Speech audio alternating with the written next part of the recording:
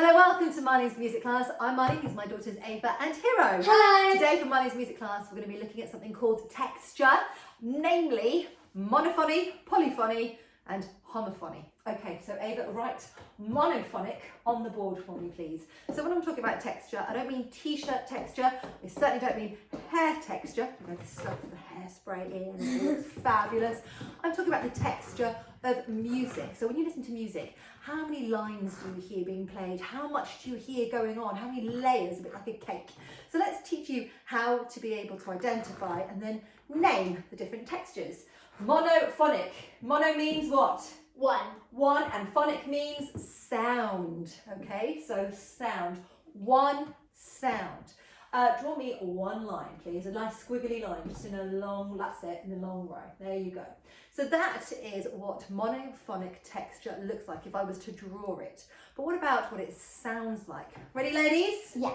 There's your starting note. You are my sunshine. Off you go. You are my sunshine, my only sunshine. You make me happy when skies are grey. You never know, dear, how much I love you.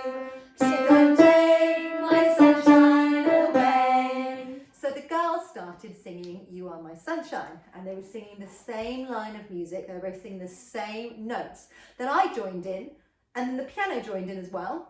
But we were still singing and still performing the same line of music. So there's no extra notes in there, there were no extra chords in there. It still all sounded the same. And even if we had another 100 people come and join us and sing You Are My Sunshine, or maybe even another 100 instruments, it would still be monophonic, one sound, because we're all performing or singing the same sound, monophonic.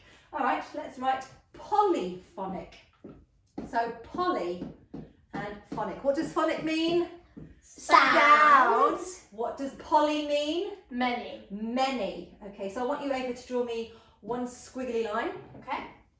Now, so far that now looks again back to monophonic. So draw me another line, kind of like maybe bumping into it. Okay. And then draw me another line. Wow. And then maybe another line. Well, I did say that poly means many, so we've now got many lines, or many sounds. So ladies, off you go. London's burning, London's burning, fetch the engine, fetch the engine, fire, fire, fire, fire, pour out water, pour out water, London's burning, pour out London's water. burning. Perfect, stop there. That is a round. And so both the girls were singing one line of music, and I was singing another line of music, but it was the same line of music, but both of them are just of equal importance. And polyphonic texture, a round is a perfect example of polyphonic texture. Right, I'm going to show you another example. So early music loved to write with polyphonic texture. Now when I say early, I don't mean set your alarm, get up early music. I mean back in the day, back in time, early music, like Baroque music, for example. So let's say this is one line of music, the right hand.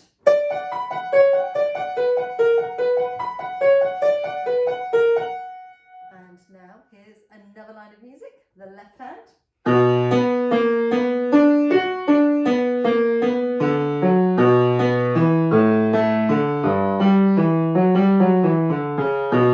So they're both different melodies. It's not monophonic anymore, it's not the same sound, it's different sounds. I'm going to put them together. What do we get?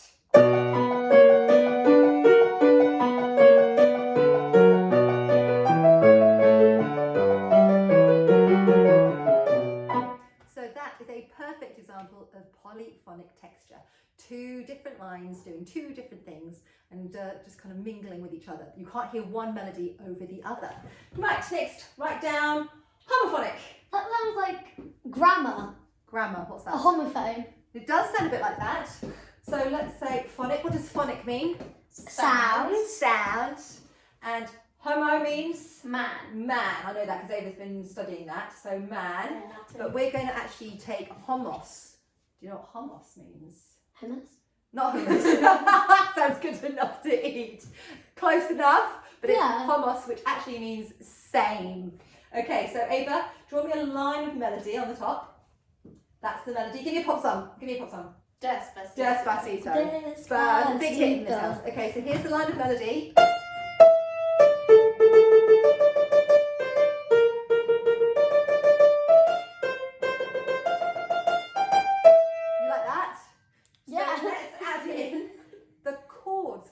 missing? There's definitely a little bit more texture in that sound. So let's have some chords.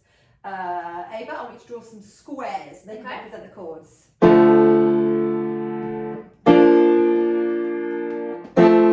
are chords. Let's put them together.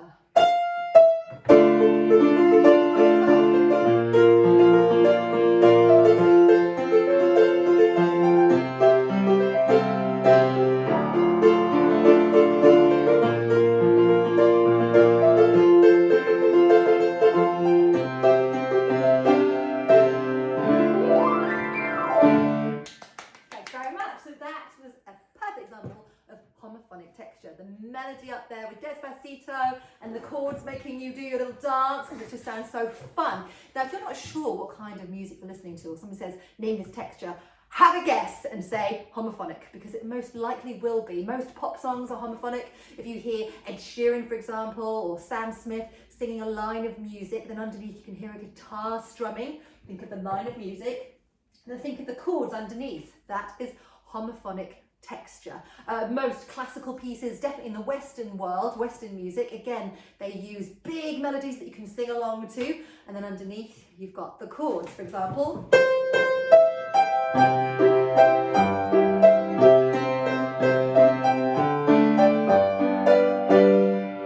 So it's quite easy to recognise. And there you go, we've learned all about monophonic, polyphonic and homophonic textures.